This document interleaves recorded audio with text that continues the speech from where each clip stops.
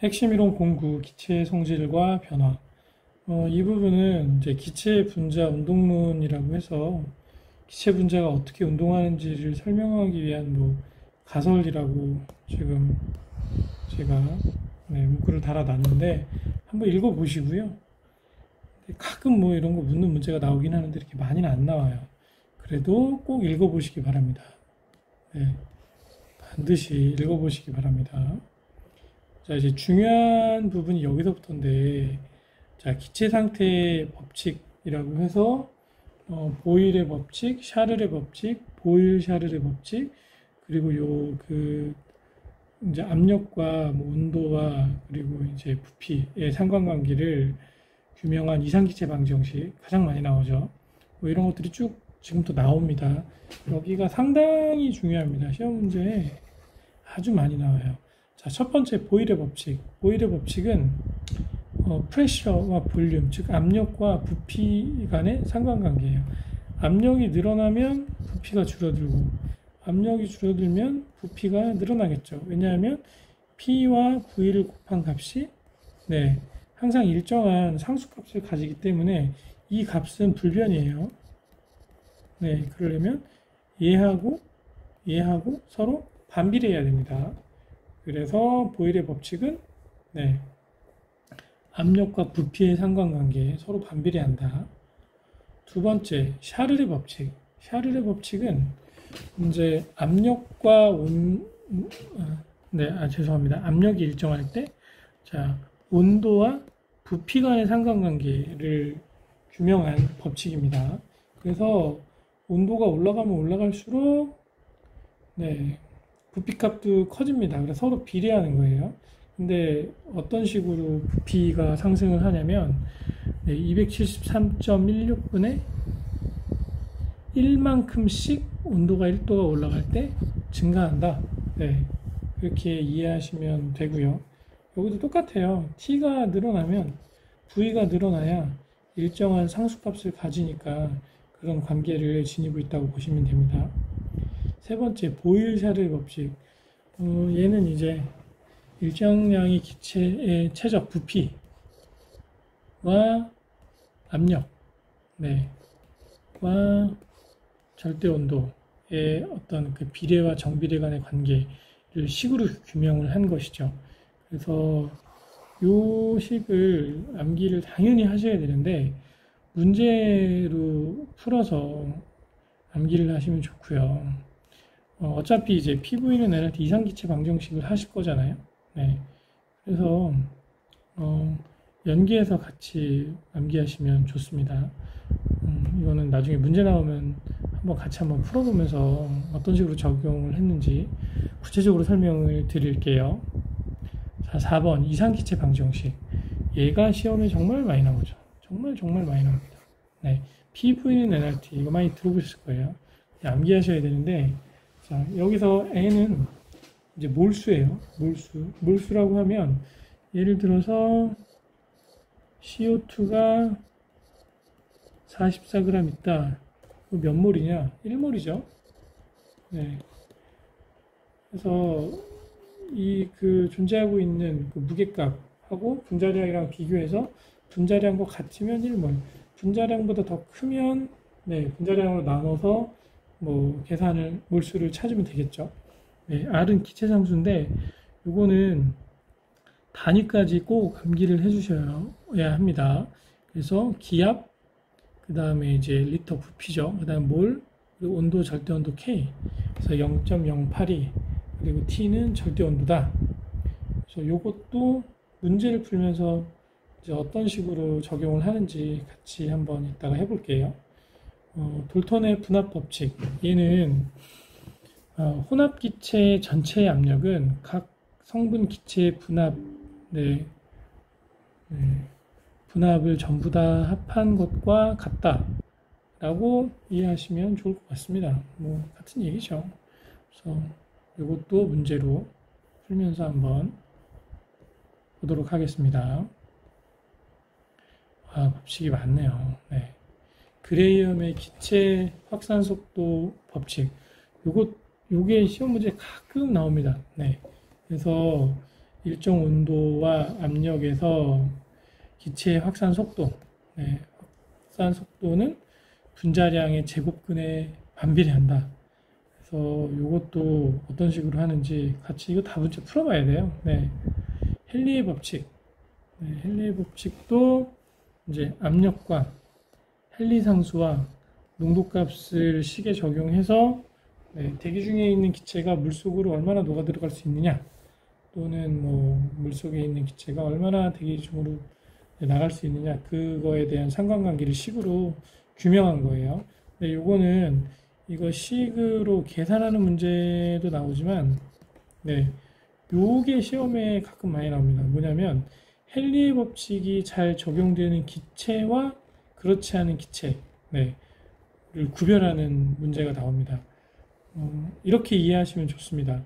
헨리의 법칙이 적용이 잘 되려면 물에 안 녹아야 돼요. 무슨 얘기냐? 이거 물입니다. 이거 공기예요. 네, 여기에 이산화탄소가 막 발생합니다. 근데 이산화탄소가 만약에 나오자마자 물에 잘 녹는 성질이라고 하면, 네, 압력의 변화에 따라서 물속에 억지로 녹아 들어가려고 하는 성질에, 네, 적용이 안 돼요. 바로바로 녹아. 대표적인 그 물질이 암모니아잖아요. 네, 얘는 생기자마자 물속으로 그냥 녹아 들어갑니다. 친수성이 너무 강해서. 그래서 물에 안 녹아 들어갈 만큼 얘가 가득 차야 더 이상 와 우리는 있을 공간이 없어 하고 밀려서 물속으로 들어가야 헨리의 법칙이 적용이 되는 거예요. 그래서 물에 대한 용해도가 작은 기체가 적용이 잘 되고, 물에 대한 용해도가 큰 기체는 적용이 안 된다, 이렇게 이해하시면 좋습니다. 자, 기체를 포집하는 방법은 상방치환, 하방치환, 수상치환 이렇게 있는데, 요거는 그림을 보면서 좀 보여드릴게요. 자, 상방치환이고요. 네, 그리고 하방치환입니다. 네, 이해가 좀 되시죠? 그렇죠? 이건 공기보다 무거우니까 아래로 내려가게, 공기보다 가벼우니까 위로 올라가게. 자, 이거는 제가 좀 걱정이 되는데, 네, 허락을 받지 않는 내용이기 때문에 제가 그래서 퍼오진 않겠습니다. 그리고 수상치환은 네, 뭐 이런 형태라고 보시면 돼요. 물속에 넣어서 하는, 네, 요게 이제 수상치환이라고 보시면 됩니다. 그래서 각 포집법에 따른, 네, 기체의 종류, 요거를 묻는 문제가 시험 문제에 나온다 라고 보시면 될 것 같아요. 자, 그러면 문제를 직접 한번 풀어보도록 하겠습니다. 자, 9-1번 보실게요. 이런 특정 압력에서의 부피가 이제 22.4L인 어떤 기체가 있다. 이 기체를 같은 온도의 압력에서 압력을 늘린 거죠. 그러면 네, P와 압력과 V를 곱한 것이 P 다시 V 다시, 이렇게 해서 푸시면 좋을 것 같아요. 압력을 그대로 넣으시면 됩니다.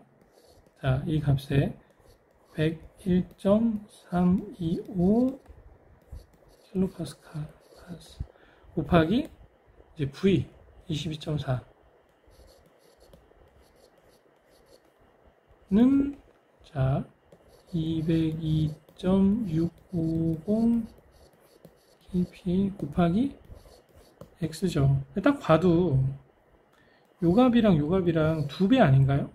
네. 압력이 이제 2배로 늘어났으면 당연히 부피는 절반으로 줄어들겠죠. 그래서 2분의 1만큼 줄어든 값으로 계산하시면 될 것 같습니다. 답은 2번이죠.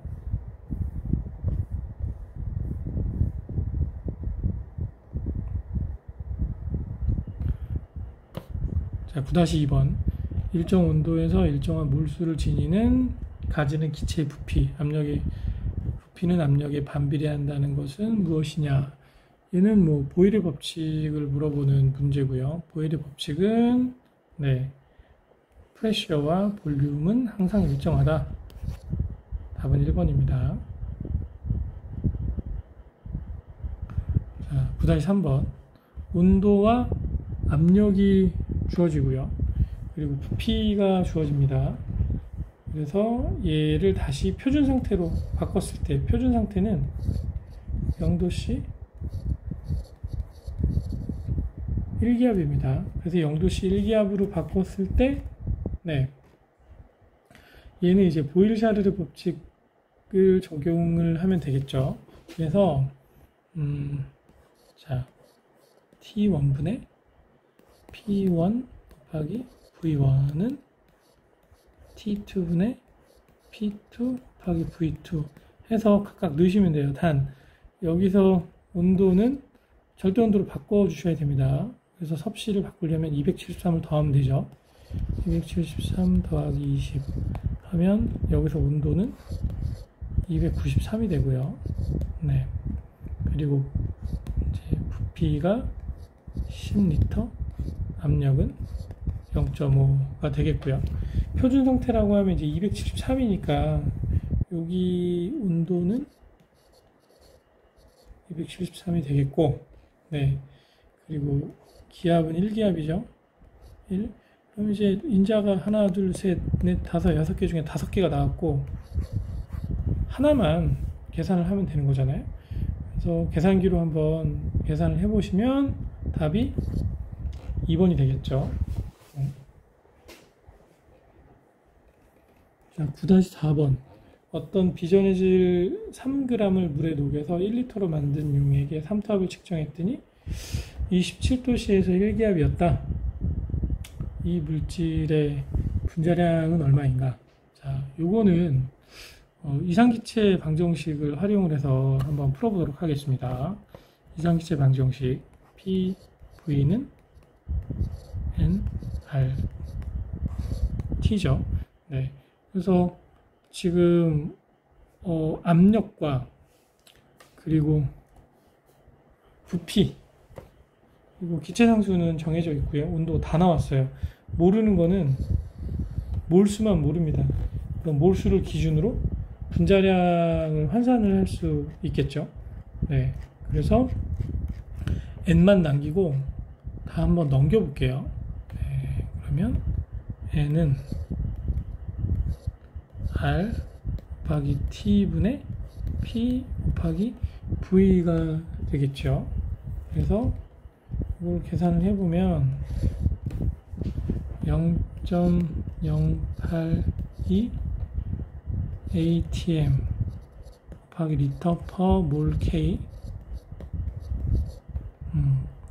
곱하기 300K 273도니까 27도 더하면 300K가 됩니다. 그리고 분자는 1기압이죠. 1ATM 곱하기 1리터입니다. 1리터. 그러면 개수가 짠 없어지고 K도 없어집니다. 그리고 이제 분모의 몰이 가 있으니까 이것이 계산되면서 분자로 몰이 올라오겠죠. 그래서 0.082에 300을 곱한 값, 즉 0.082 곱하기 300분의 1 네. 몰이 나올 겁니다, 아마. 그러면 이거를 계산기로 계산을 한번 해보시면 이 값이 대략적으로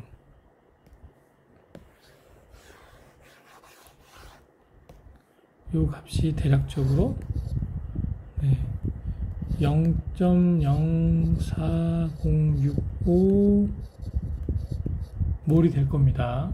근데 이제 몰수 자체가 네, 분자량 분의 질량이니까 분자량 분의 질량이 몰수인데 이 값이 0.04065잖아요.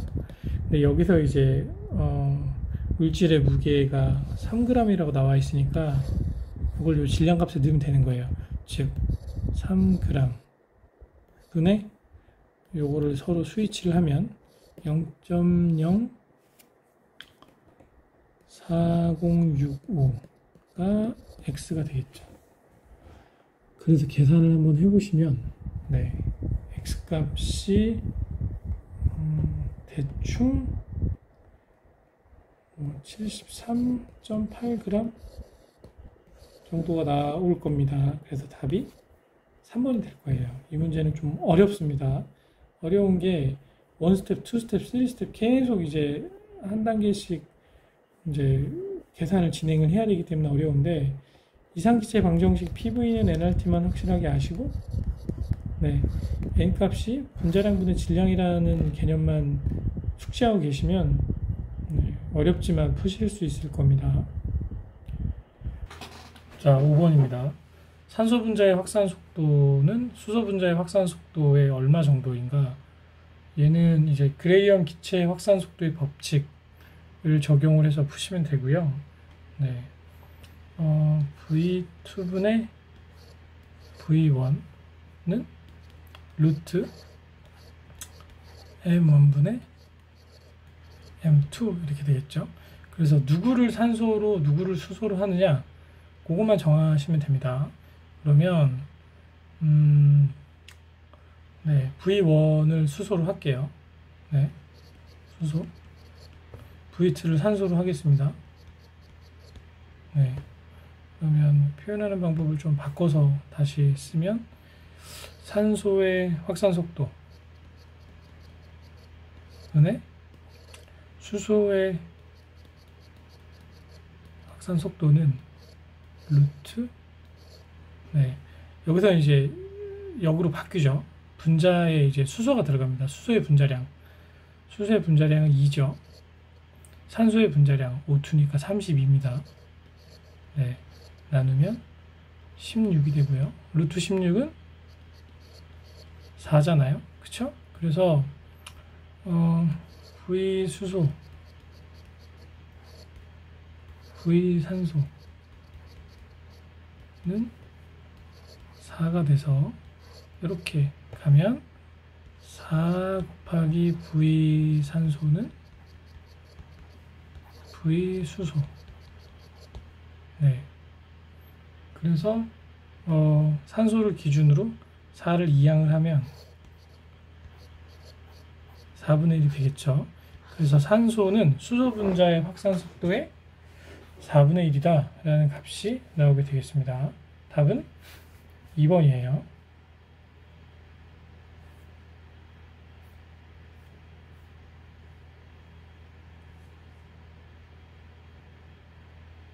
자, 9-6번 가겠습니다. 다음 중 헨리의 법칙이 적용이 잘 되지 않는 것은, 얘가 물에 대한 용해도가 높은 MnL수록 적용이 잘 안 된다고 말씀드렸죠. 그래서 이온 상태로 잘 분해가 되는 이런 물질들은 네, 물에 녹기 전에 자기들이 알아서 먼저, 그러니까 헨리의 법칙이 적용되기 전에 미리 녹아요. 그래서 얘네들은 헨리 법칙이 적용이 잘 되지 않는다 라고 보시면 돼요. 그 시험 문제에 대충 그 HCl이나 NaCl이나 또는 암모니아 또 이산화황 이런 것들이 이제 시험 문제 많이 나옵니다. 얘네들이 물에 잘 녹고, 네, 이런 물질들은 잘 물에 안 녹으니까 헨리의 법칙이 적용이 잘 되죠. 기체를 포집하는 방법으로 상광치환으로 포집해야 하는 기체. 이제 얘도 암기를 해두시면 좋습니다. 이제 상방, 그 다음에 하방, 또 하나 뭐 있죠? 수상이죠, 수상. 수상치환법 있는데, 대표적인 상방치환은 NaC3, 대표적인 하방치환은 이산화탄소나 HCl, 그리고 수상치환은 O2나 H2. 요거 암기해 주세요. 암기해 주시면 좋습니다. 상광치환으로 포집해야 할 기체는 암모니아가 되겠죠. 답은 1번입니다.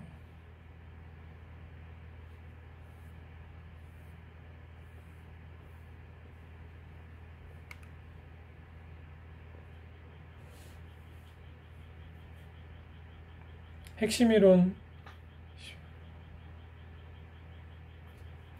10. 액체와 고체의 성질과 변화. 액체, 고체 각각의 어떤 성질에 대한 설명, 그리고 어떤 형태로 이제 변화하느냐, 뭐 이런 것에 대한 설명들이 쭉 나오는데요. 액체는 우리가 보통 기체도 마찬가지지만 유체라고 하죠. 그래서 모양이 일정하지 않고 느린 병진 운동과 회전 운동, 진동 운동을 반복하면서 모양이 변한다고 생각하시면 돼요. 네. 그리고 액체는 또 이 증발과 증기압의 영향을 받죠. 증발은 이제 가벼워져서 기체 상태가 돼서 공기 중으로 날아가는 거고, 이 증발이 되는 현상을 우리가 증기압으로서 이제 증명을 할 수가 있죠. 네, 그래서 증기압은 이제 이 액체, 고체, 기체 상태의 상이 변화할 때 두 상 또는 세 상이 함께 존재할 때 발생하는 압력이라고 나와 있는데요.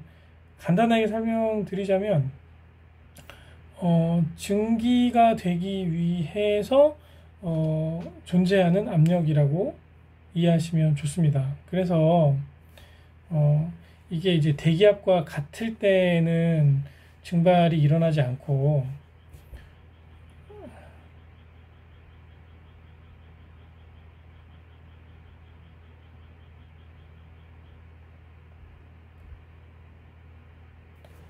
반대로 얘기했잖아. 바로 해야 돼, 바로.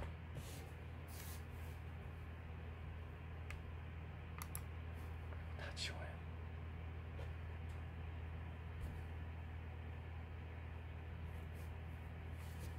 핵심 이론 10. 핵심 이론 10. 액체와 고체의 성질과 변화. 액체는 일반적으로 우리가 이제 플루이드라고 하는데 기체와 마찬가지로 모양이 일정치 않죠. 흐릅니다. 그래서 느린 병진 운동과 회전 운동, 진동 운동을 반복하면서 네, 형태가 유지가 된다라고 생각하시면 되고요. 네.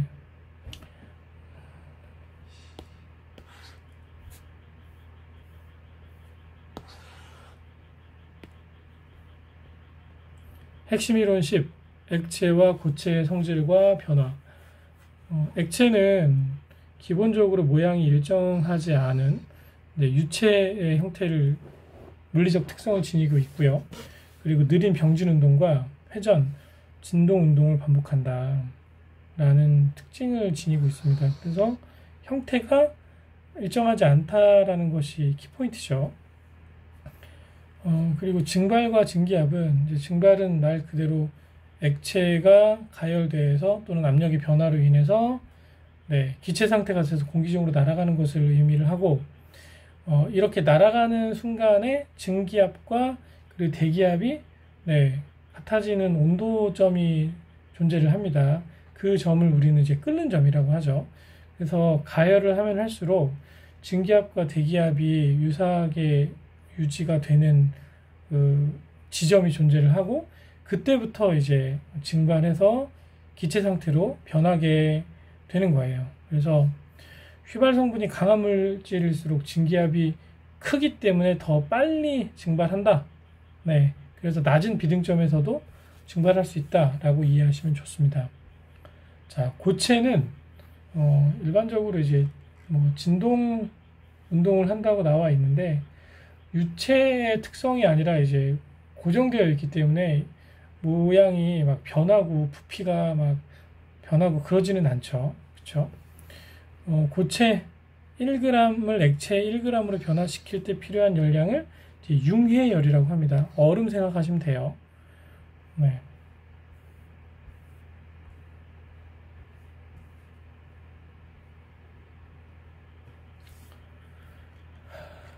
그럼 이제 물질의 열의 특성에 대해서 설명을 하나씩 해드릴게요. 첫 번째 열용량. 열용량은 단위를 보시면 쉽게 이해하실 수 있습니다. 킬로칼로리 퍼 도시. 이것이 의미하는 것이 자 1도씨당 몇 킬로칼로리냐. 자, 요거죠. 그래서 1도씨 올리는데 몇 킬로칼로리냐. 예를 들어 연용량이 5킬로칼로리 퍼 도시다. 그럼 1도씨 올리는데 5킬로칼로리가 필요하다 라고 이해하시면 돼요. 자, 비열.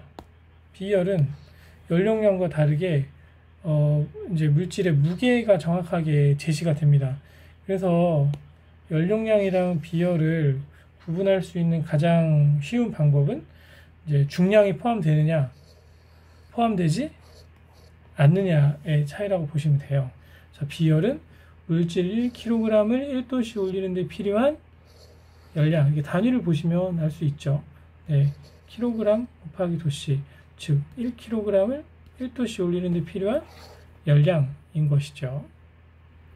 자, 현열. 현열은 상태 변화 없이 온도 변화를, 그러니까 상태 변화와 상관없이 온도 변화를 이끄는 열이라고 이해하시면 돼요. 예를 들어 얼음이 물이 되고 물이 수증기가 되잖아요. 네.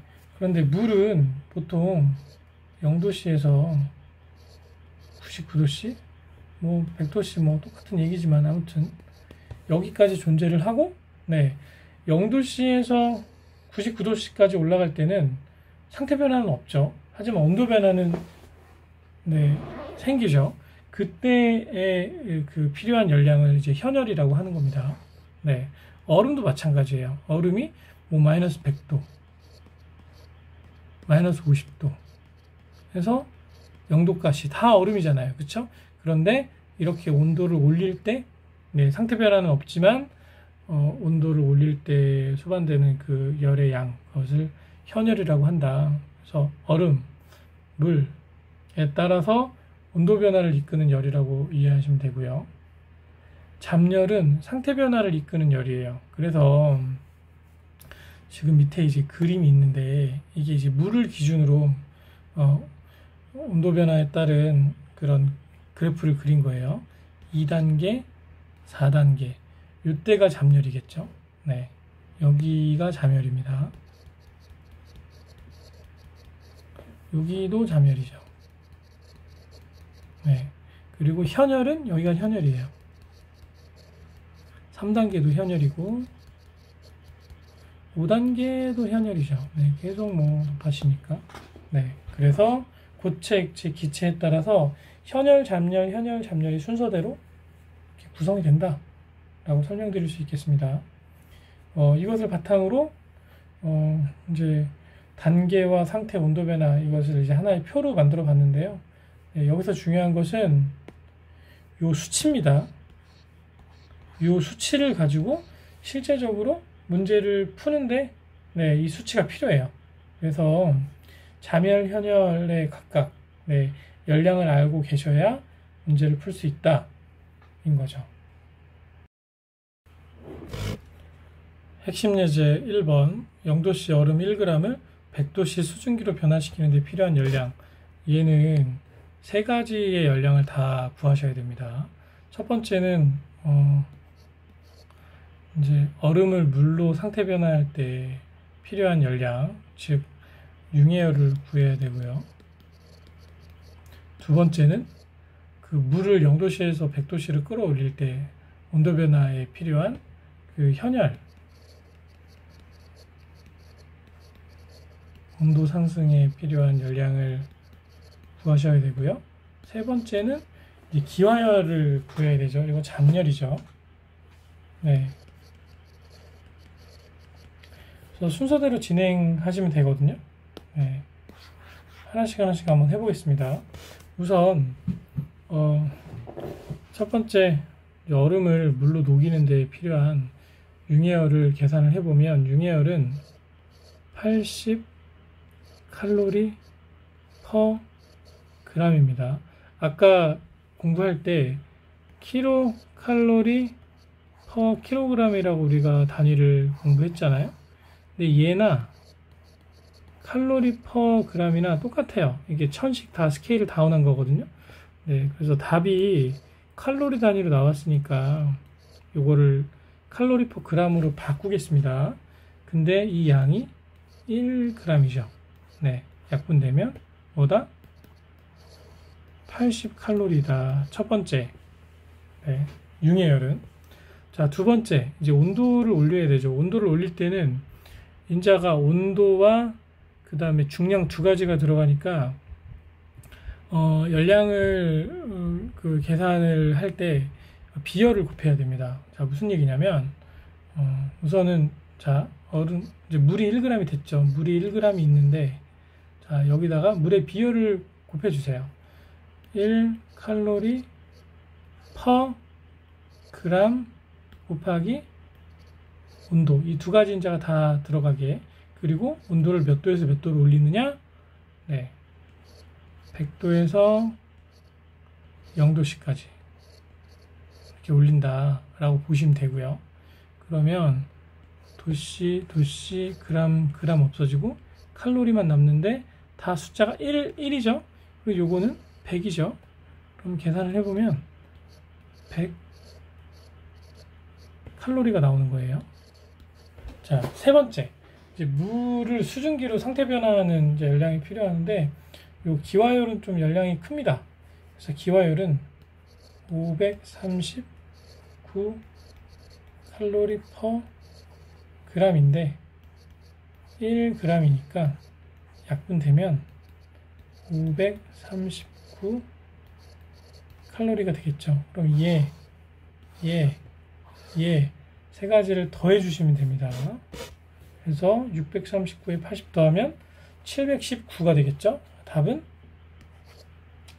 3번입니다. 요게 이제 나머지 뒤에 나오는 핵심 예제 2번이나 3번을 다 포함하는 그런 문제라고 보시면 돼요. 네, 두 번째 문제, 세 번째 문제는 오히려 좀 더 쉬울 수 있습니다. 자, 7.4g의 물을 29도에서 46도씨로 온도를 높이려고 할 때 필요한 에너지는 얼마인가? 근데 여기 이제 줄로 나왔죠. 칼로리가 아니라. 네. 그래서 이제 물의 비열이 1칼로리 퍼 그램 곱하기 도씨인데 얘를 줄 단위로 바꾸면 이렇게 돼요. 이게 똑같아요. 이게 칼로리냐 줄이냐. 그래서 요 이제 문제에서 그 이제 비열의 정확한 수치가 주어지니까 그냥 동일한 방법으로 계산만 하시면 됩니다.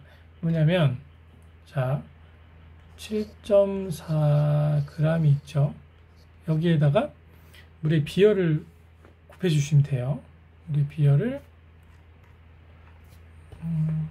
4.184 줄 퍼 그램 곱하기 도씨인데 자 온도를 어떻게 올린다고 그랬죠? 네, 온도를 46도에서 29도 그러니까 29도에서 46도로 올리는 거죠. 도씨 그램 없어지죠. 그러면은 요 수치가 얼마죠? 17이죠. 17 곱하기 4.184 곱하기 7.4 요거 곱해 보시면 뭐 대충 숫자가 나올 겁니다. 526줄의 값이 나올 거예요. 그래서 3번입니다. 같은 문제인데 비열의 이 수치만 줄이냐 아니면 칼로리냐 그것만 다르다고 보시면 돼요. 자, 10-3번 500ml의 물을 증발시킬 때 필요한 열은 얼마인가? 여기도 이제 줄이죠. 줄. 네. 그래서 우선은 이 그 500ml 부피로 단위로 나왔으니까 얘를 중량으로 바꿨을 때를 우선 찾으셔야 되고요. 500ml는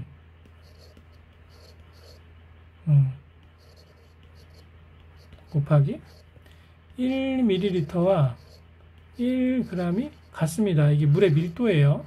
물의 밀도. 그래서 약분하면 500g이 되죠. 그래서 500g의 물을 증발시킬 때 필요한 열량이 얼마인가 이걸 계산하는 문제라고 보시면 됩니다.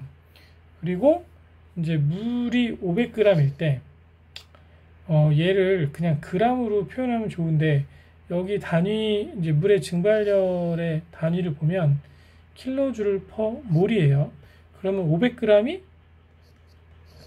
물 몇 몰인가를 찾아서 그 몰수를 계산을 하시면 됩니다. 즉 물은 화학식이 H2O잖아요. 그리고 얘는 18g 퍼 몰입니다. 네, 그럼 500g은 500을 18로 나누면 몰수가 나와요.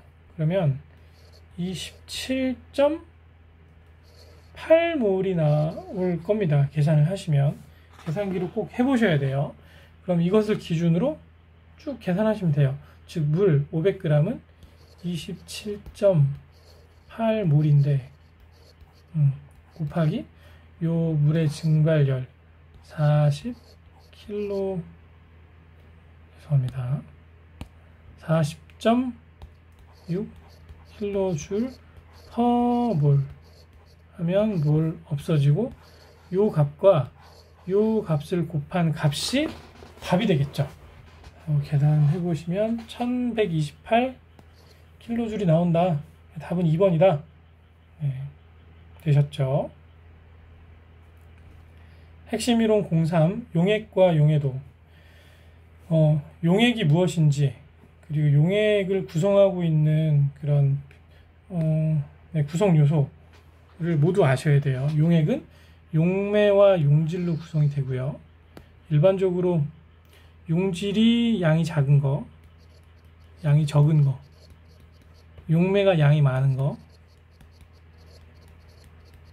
그리고 이제 혼합시킨 거 이렇게 이해하시면 됩니다. 설탕물을 예를 들어볼게요. 설탕물. 물이 많아요? 설탕이 많아요? 물이 많죠. 그래서 물이 용매가 되는 거예요. 용질은 뭐겠죠? 설탕입니다.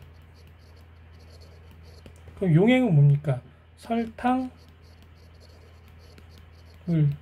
동일한 방법으로 이거는 이제 고체와 액체, 그러니까 그러니까 물과 고체가 섞였을 때인데 액체와 액체가 섞였을 때를 생각을 해보면 똑같아요.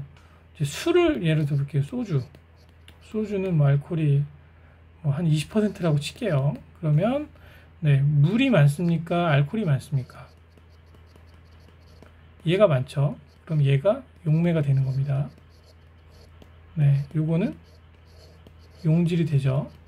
그리고 용액은 네, 소주가 되는 거죠. 알코올수 뭐 이렇게 되는 거죠. 그래서 밑에 나와 있는 설명이 뭐 그런 것들에 대한 일반적인 설명이라고 생각하시면 되고 이해하시면 좋을 것 같아요. 그래서 죄송합니다. 네. 그래서 용액은 크게 세 가지로 구별해서 표현할 수 있어요. 포화, 불포화, 과포화. 네. 다 녹았느냐, 덜 녹았느냐, 너무 많이 녹았느냐, 그 차이라고 보시면 되죠. 설탕을 물에 녹일 때, 네, 계속 녹아 들어가는 순간까지가 불포화고, 다 녹아서 더 이상 녹아 들어갈 수 없는 순간이 포화고, 너무 많이 녹아서 설탕이 석출돼서 바닥으로 쌓일 때가 과포화 상태라고 보시면 됩니다. 네. 요거를 이제 그래프로도 표현할 수 있는데, 그거는 이제 용해도와 용해도 곡선을 통해서 설명을 드릴 수 있어요. 자, 용해도, 요 개념 많이 나옵니다. 네. 반드시 암기하세요. 특정 온도에서 용매 100g에 용해될 수 있는 최대 용질의 그람수. 네. 다 이제 질량 단위로 표현이 되어 있죠. 그래서 수치상으로 나타낼 땐 이런 식으로 표현을 한다. 용해도 곡선을 통해서 우리가 그 어떤 것이 과포하고 불포하고 포화 상태인지를 설명할 수 있어요. 예를 들어서 네, 이 그래프만 보면 처음에 이게 도대체 뭔지 모르실 수 있습니다. 제가 굉장히 쉽게 설명을 해드리겠습니다. A 지점이 있죠. A 지점은 요게 그 이제 용해도 곡선이에요. 네.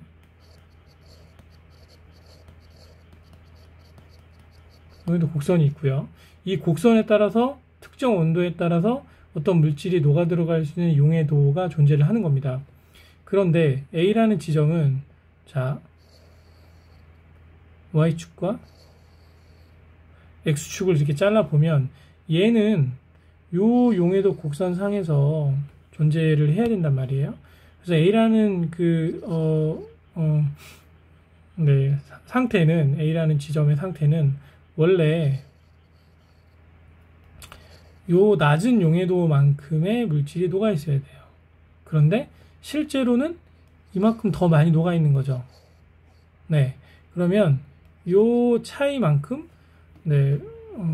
용질이 더 많이 녹아 있는 과포화 상태가 되는 거예요. 네. 반대로 B 지점은 용해도 곡선상에 위치를 하고 있으니까 적절하게 포화 상태를 유지를 하고 있는 거죠. 반면에 C를 볼게요. C는 이 곡선, 이 용해도 곡선을 따라서 이렇게 이동을 해보면, 네, 요 지점과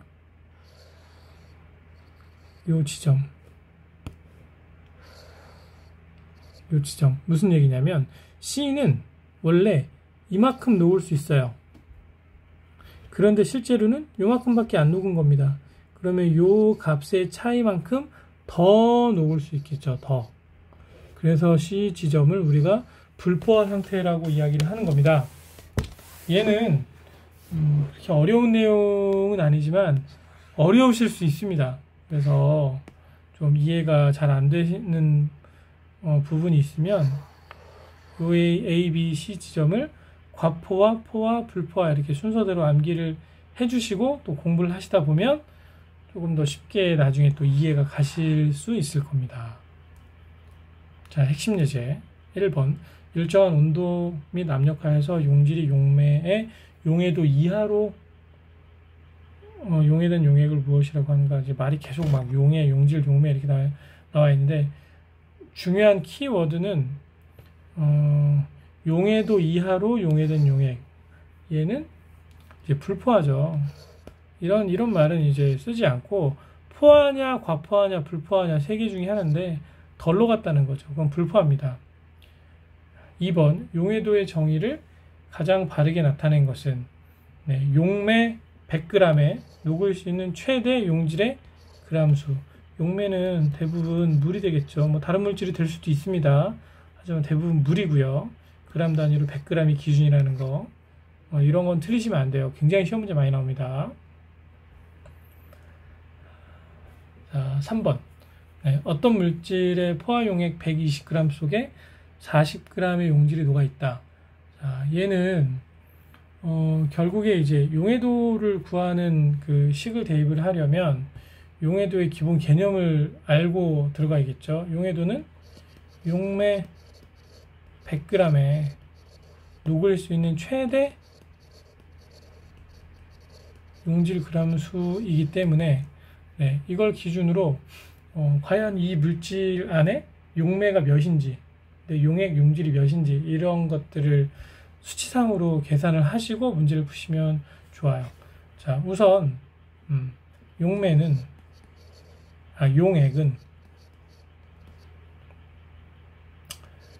용매 플러스 용질이죠. 그런데 여기서 이제 포화 용액이 120g이잖아요. 자, 이 120g은 우리가 지금 용매를 모르죠. 용질은 지금 40g이라고 나와 있잖아요. 그래서 용매 플러스 40g 하면 용매만 남기고 넘기면 용매는 이제 80g이 나옵니다. 그쵸? 그러면 용매 대 용질이 80g 대 40g이 되는 거죠. 즉, 이 물질은 80대 40으로 비율로 있는데 얘가 과연 100g일 때는 자, 몇 g에게 있는가? 요 비례식으로 푸시면 돼요. 네. 그래서 좀 굉장히 지저분하니까 깨끗이 하고 네, 설명을 다시 드리자면 요 기준을 가지고 용매와 용지를 계산을 해보면 80대 40이 나오는데 용해도가 이제 용매가 100g일 때의 기준이니까 이게 100g일 때는 얼마이겠는가 잖아요. 그럼 요게 1대2니까 네, 그쵸? 요게 1이고 요게 2가 되려면 x는 50g이겠죠. 그래서 답은 2번입니다. 4번 20도씨에서 포화 소금물 60g 속에 소금 10g이 녹아있다. 얘가 용액이죠. 여기 용질입니다. 이걸 빼면 용매가 나오겠죠. 용매는 50g이잖아요. 60 빼기 10 하면. 그러면 용해도는